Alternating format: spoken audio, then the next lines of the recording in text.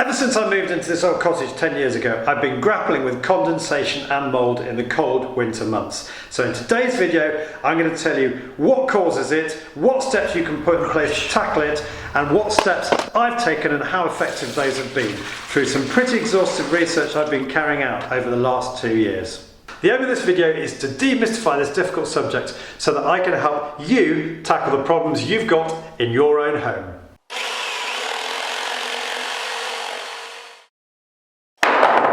Now, damp and mould, and to a lesser extent condensation problems, stem from the humidity levels in your house, or relative humidity levels, we'll come on to that later, being too high. So let's quickly run through the 5 main sources or generators of moisture, humidity in your home. Number 1, we've got cooking and kettle boiling. Number 2, we've got bathing. Number 3, washing. Number 4, breathing, and that accounts for half a litre a day per person, and if you're exercising in your house you can probably triple that. And number 5, moisture entering the house through basements, crawl spaces and walls. Now, these moisture generators exist all year round, but in the winter the problem comes to a head because the winter is heating season.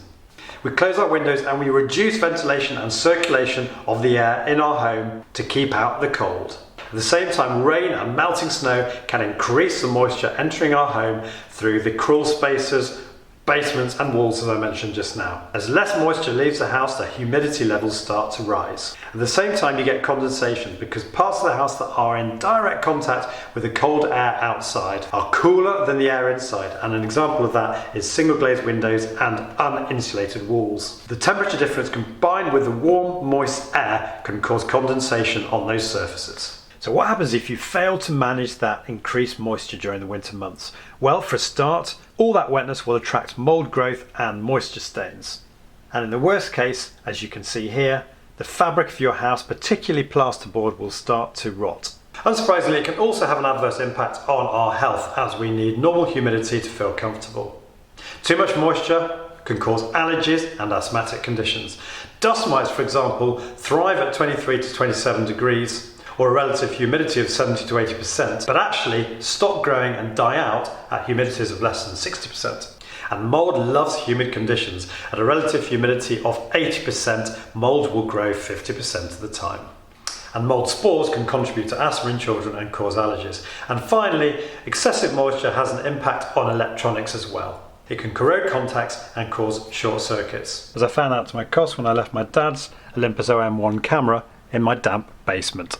So that's all pretty straightforward and, dare I say it, a bit obvious, but this is where it gets more interesting, because if you're going to understand your own humidity problems, the extent of those problems and what you've got to do to solve them, you've got to be able to measure the humidity in your own home.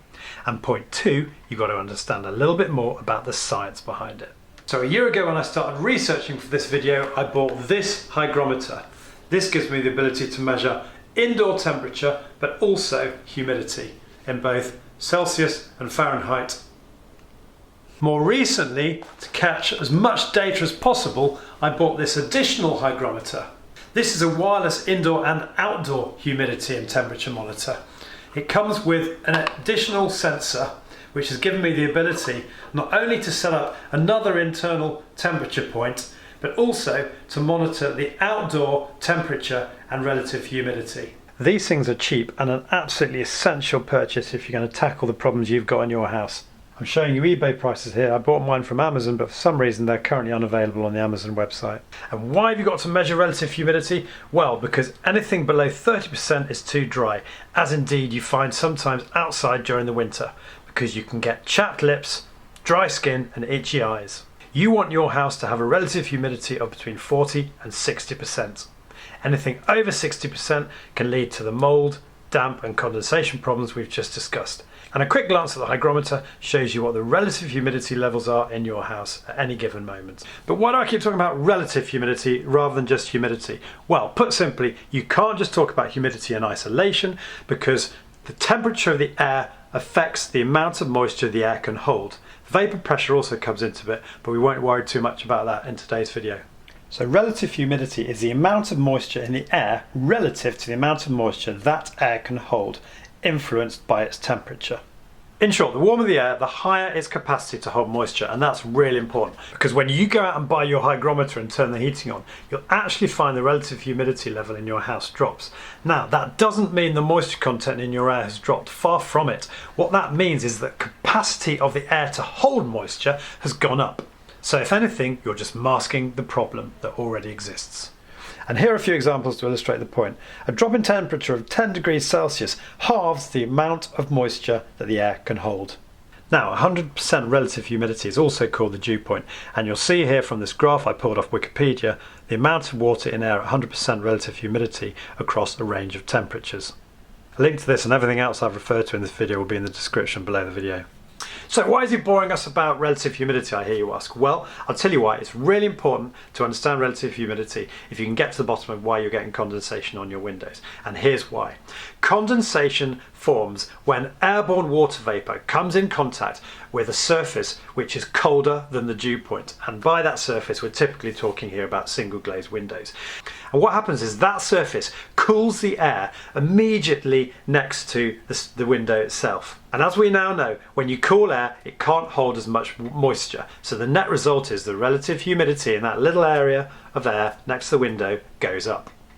When that relative humidity level gets to 100%, it reaches saturation point or its dew point, and the air next to the window can't hold any more moisture, so it deposits it on the cold window. So what you've effectively got, and what I've got with my bay windows, is a massive dehumidifier. Not very helpful for us, but you can understand why it's a dehumidifier because it's basically extracting moisture out of the air. And talk of dehumidifiers brings us neatly onto the final part of this video, what we can do to resolve our humidity problems. Now, the gold standard for damp mould condensation management is new builds that incorporate complete home ventilation systems that basically keep the air around the home constantly circulated. These systems are a joy because they remove the existing air through multiple extraction points and pump in fresh, filtered air. Crucially, via the heat exchanger, they ensure that 95% of the heat that was in the air already is retained in spite of the fact that they're constantly recycling it. And the other thing they do is actively monitor the relative humidity levels so that they can boost the system should those levels rise too high. An example being this new air home ventilation system that was in a new build that I was measuring up for soft furnishings in last week, that even has a heat extraction point in the comms cupboard. But sadly, you and I don't have access to these sophisticated home ventilation systems. So for the remainder of this video, I'm going to run through the things that we can do to creatively tackle the humidity problems that you and I have got in our homes. I'm going to be touching quickly on three main points: lifestyle, dehumidifiers, and insulation. So what do I mean by lifestyle? Well, damp mould condensation problems are often attributable to lifestyle. Remember when we were talking at the start about the main sources of moisture in our home? Cooking, bathing, washing, breathing. Now obviously we can't do much about our breathing, but we can have a massive impact on the moisture being released into the air through these other sources. When it comes to cooking, if you've got an extractor fan, you should always use it. And in fact, when we forget to use ours, the windows very quickly get covered in condensation. So it has a massive impact on removing moisture from the room. When it comes to boiling the kettle, I always try and catch the kettle just after the water started boiling. Call me OCD, but just look how long this kettle boils for if you don't. And if your kettle's anything like mine, it's releasing a ridiculous amount of moisture into the air as well as using up too much electricity.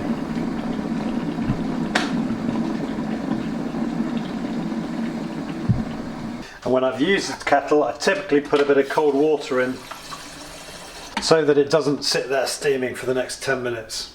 If you haven't got one already, you should really try and install an extractor fan in your bathroom, something like this. This one switches on when you turn on the lights and only switches off when the inbuilt humidistat decides that the moisture levels have dropped to the right level. This is particularly good for landlords anxious to keep moisture levels low in rental properties where you don't want your tenants to override and switch off the extractor fan.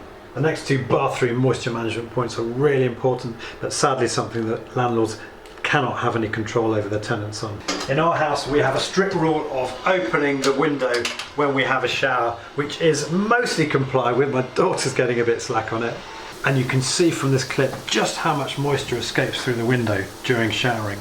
And finally, after each shower, we've got into the habit of squeegeeing down the shower screen, walls, and even the shower tray.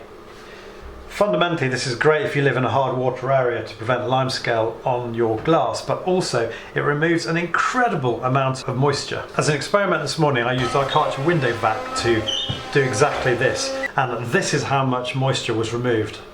A staggering 200 millilitres of water that would otherwise have simply evaporated back into the air during the day. With these simple steps, we generally get no condensation on the mirror glass. The entire room is generally dry within 10-15 minutes, including the ceilings, which is preventing all that moisture from escaping elsewhere into the house. So that's bathrooms taken care of. Elsewhere in the house, wherever you can, if you've got trickle vents, try and keep them open during the winter. It's not going to permanently flush and recycle the air like one of those home ventilation systems is going to, but it's definitely going to help to bring fresh, less humid air into the house, thereby diluting what's here already. And if we take another look at that dew point graph we saw earlier, you can see just how much drier the air outside is than the air is typically inside your home during winter months. One final point before we move on, let's have a quick chat about drying racks. Drying racks are obviously a bit of a disaster area when it comes to moisture in the house, because all of that damp that in the clothes is basically being lifted out and deposited in the air, which is going to have a very negative effect on the relative humidity levels inside your house. Now, whenever you can, you should obviously use a tumble dryer, but I know this is difficult if you're in a rental property and you haven't got one, or you can't afford the increased electricity bills that tumble drying all your clothes admittedly has. But just hold that thought, and later on I'm going to be talking to you about dehumidifiers, which are a really great proactive way of giving you the ability to use drying racks whilst also extracting the moisture from the air that's caused. So that's how lifestyle can impact on the humidity levels in your house. Let's now talk about dehumidifiers and positive input ventilation systems. So in our existing homes, it's simply not practical, let alone cost effective, for us to install all the ducting that would be required for one of these heat recovery systems we saw earlier. But often the next best thing is perceived to be a positive input ventilation system. As you can see here with these two new air systems for flats and houses with lofts, the idea of this system is you install it in the loft in a central location, and it pumps fresh air into the house via the loft space in order to try and circulate the air around your house. So all these systems are great because they do away with all that ducting that you need with a proper heat recovery system that you and I just can't practically install in our old houses. I do see a couple of problems with these units. Number one, from the research I've done from the forums I've visited, people say that in the absence of a proper heat recovery unit, even with the 400 watt heater, which after all only tempers the air coming into the house, it does create very chilly spaces where the unit's located, and your electricity bills could rise significantly reheating that space. Point two, in my house I can't install one of these units because this corridor would be the obvious place to install it, but unfortunately this is not a loft above here, it's the valley between two roofs. And you're not meant to install them in the bathroom where I do have a loft, because if somebody's just had a shower, all the unit's going to be doing is flushing that moist, damp air all around the house. But do let me know in the comment section below if you've had one of these units installed, whether you found it unmanageably chilly in the area where the unit's been installed, but also whether you found it sorted out your condensation problems. Because I'm a little bit skeptical as to whether, in the absence of all those extraction points via all that ducting you saw in the heat recovery systems, whether a small system like this PIV is going to be able to efficiently circulate the air well enough to prevent condensation occurring, particularly given in a lot of our homes we're going to have doors shut, which is going to provide a block for all of that air trying to circulate around. But if you can't increase your ventilation, it's not practical to leave your windows open in winter, and you've got a heap of washing lying around drying all the time and you are suffering from damp, then this section is going to be of interest to you. Let's talk now about dehumidifiers, and we'll quickly run through first the options that are available. First up, we've got small thermoelectric dehumidifiers, followed by moisture absorbers like this Aero 360. Small thermoelectric dehumidifiers are of very limited benefit and can generally only cope with extremely small spaces like cupboards. Equally, moisture absorbers like these can only remove very small amounts of water. You may have seen a video I did a couple of years ago on this system. I bought 5 of these stupid things and they were absolutely hopeless in solving my condensation problems. Worse still, when the tablets fully dissolve, you've got to buy a new set and you're left with this horrible blue slurry in the unit.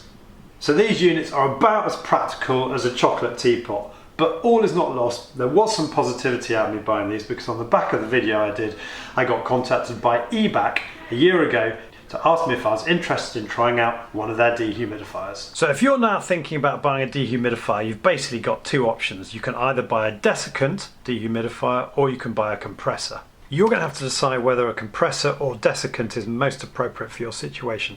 But here are the differences to help you make your decision. So, Desiccant dehumidifiers work by drawing air over desiccant attached to a slowly rotating wheel. The desiccant removes moisture from the air, thereby drying it, and then a separate heater heats up that desiccant in order to extract the moisture from it. Desiccant dehumidifiers are not temperature dependent, so you can use them in much cooler conditions than you can compressors. They tend to be quieter, but I stress that is on the low fan setting. I've seen a lot of comments on Amazon purchases where people say on the high fan setting they are quite noisy, and they're generally lighter. And finally, because a desiccant has to be heated to extract the moisture, they're perceived to be more expensive to run than compressors. Compressor or refrigerant dehumidifiers basically work like little fridges. Air is drawn over cold coils which are effectively below the dew point, just like that window analogy I showed you earlier on. And because of that analogy, they have to operate in warmer conditions than desiccants, typically in temperatures above 3 degrees. They're generally lower energy consumption, and as I'll come on to in a minute, particularly with the eBack in smart mode, the operation is much more intelligent, more sophisticated than the basic humid stat operation of a desiccant dehumidifier. And price-wise, there's very little between them if you compare this Meco Desiccant with this eBack compressor on Amazon.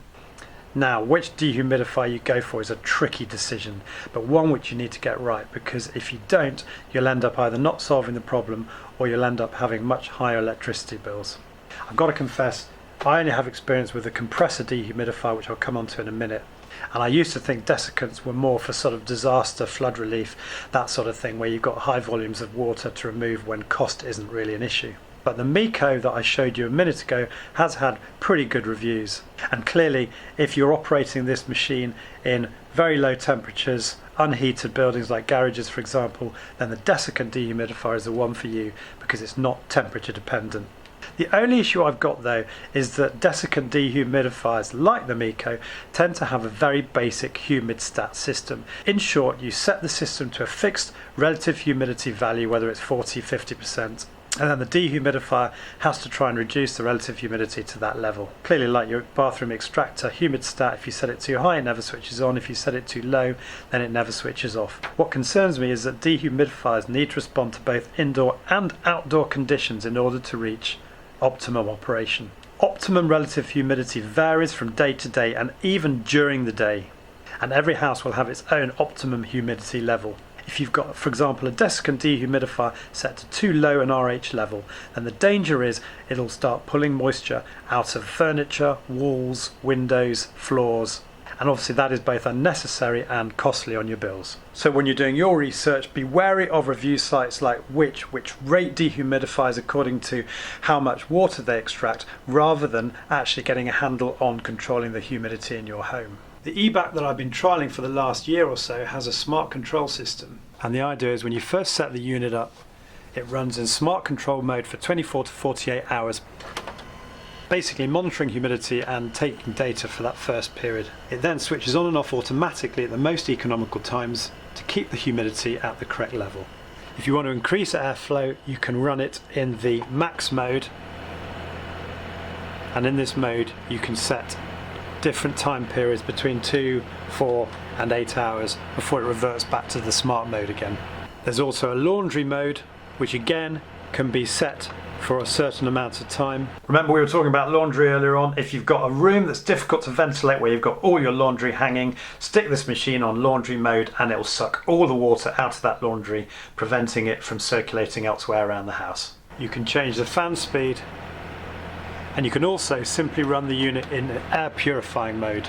And whilst the water container holds over 2 litres of water, it can be bypassed with the drainage kit, as indeed can the Meco. And this is a fantastic solution if you're a landlord worried about tenants being too lazy to empty the container, or if you've got a property you don't visit very often. So the suggestion is to place this unit in the coldest, dampest part of the house, or alternatively in a central location, which is what I've done here. Since moisture rises, the first floor is preferable, but you can hear the sound of it. It's not particularly noisy. It's the sound of a sort of small fridge. but we were finding it a little bit noisy to have outside our bedroom door on the landing. So I got sent the 3850E by eBay a year ago now, and I've been playing around with it ever since, but it's only recently, since I've understood the science of relative humidity and the significance of dew points, that I've been able to make sense of the data I've collected. Let me tell you a little bit more. I've done a lot of data gathering exercises over the last year, but the most comprehensive have been over two-week periods this Christmas 2019. Using the ThermPro hygrometer, every morning I've recorded the relative humidity downstairs, the temperature inside, relative humidity outside, the temperature outside.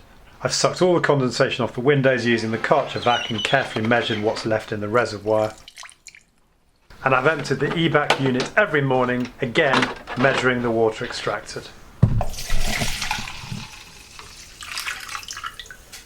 And what I found out has been quite interesting. The first point, as you'd expect, is that the eBac has been extracting consistently high volumes of water, typically between 1.5 litres and 2 litres a day. Although for reasons I'll come on to, that water extraction rate is not correlated to the condensation I've had on my windows. The second point to make is that the relative humidity level in the cottage since we started the trial has been slowly decreasing, as you'd expect, as the smart control system started to do its work and the water extraction had an effect on the relative humidity. And running consistently less than 50%, we're safely within the comfort zone. So I don't have a relative humidity problem in this house, which is a great achievement, but I do have a persistent condensation problem, as you've seen, on both our single glazed windows and also in the corners of our double glazed windows. Initially I was really confused and disappointed by this, but I've since realised that where, like here, you've got single glazed windows, there is very little you can do. Even when you've got consistently low RH values around the house, there's very little you can do to stop the relative humidity close to the glass from reaching dew points. I will come on to a couple of steps you can take shortly. So the one thing you can be sure of, which is obviously no surprise, is that the outdoor temperature is directly related to the condensation on our windows. Just look what happened to the condensation on day 5 when the temperature outside dropped to 2.5 degrees Celsius, and on days 13, 14 and 15 where it was near freezing. And this is not a failure of the dehumidifier, again it's down to that pesky dew point. On day 4, taking all factors into consideration, the dew point was approximately 8 degrees Celsius. So with an outdoor temperature of 8.3, there was very little condensation. On day 5, however, the outdoor temperature plummeted to 2.5 degrees, and with a dew point again of around 8 degrees Celsius, it's no surprise we had 175 millilitres of condensation. So clearly installing double glazed windows is going to help at no end with your condensation issues, but it's not all bad news if you've got single glazed windows like I have.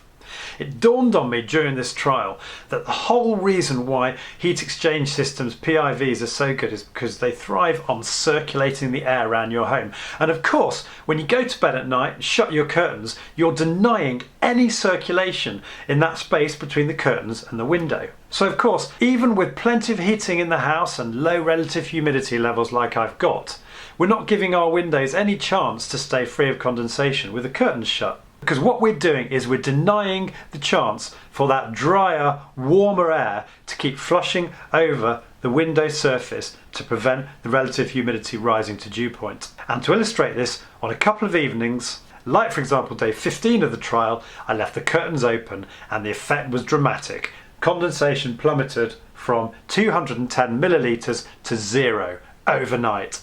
And just to finally illustrate the point, this morning, final day of filming, 3.6 degrees outside, an insignificant amount of condensation on this window where we had the blinds open all night, and then on the same wall just a few feet away where our bay is, curtains shut all night, loads of condensation. Now that's probably not exactly what you wanted to hear, as it's not particularly practical advice to say leave your curtains open, particularly with privacy issues and also trying to keep warm at night.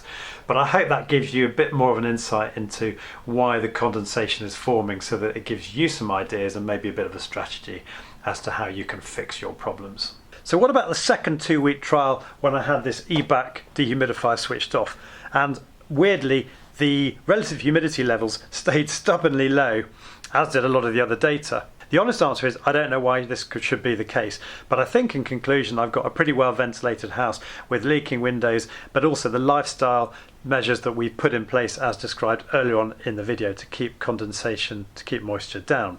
However, there are other factors at play as well. We've got a brick and dirt floor immediately below this carpet. I've got a basement that's not properly insulated. So this has not been the perfect trial for this unit, where typically you want a better sealed space for it to operate at maximum efficiency. So the third header in my solutions list was insulation, and I will just quickly mention that because it fits in with everything we've been discussing. We have insulated now most of the upstairs room in our house to really good effect with insulation back plasterboard, and what that has done is it's warmed up the wall, it's stopped it getting to that dew point that we discussed earlier, and as a consequence walls that used to have a lot of mould in them no longer do. However, I would say to you, I would urge you to think of insulation as part of your moisture reduction strategy rather than the answer to it. You need to tackle those relative humidity levels, get them down first, and maybe see the insulation as an additional measure to make your house easier to heat. Because if you just do the insulation, you're potentially masking the problem, applying a sticking plaster to it rather than resolving it. So that's it for today. I've gone on for far too long, over 24 minutes. I'm sorry about that. I was just wanting to make the video as comprehensive as possible for you, and I hope it's given you some good ideas as to how you're going to resolve your problems. Get yourself one of these. It's an absolute lifesaver where you have got condensation you can't sort out. I'll post links to that as well as everything else in the description at the end of the video, which, don't forget, on your smartphone you can access by clicking on the little arrow, and on your computer by clicking the show more button. If you've liked today's video, do please click on the like button below, and if you're new to my channel, it would mean so much to me if you were to subscribe. You can do that by clicking on the link here. Thanks, and see you soon.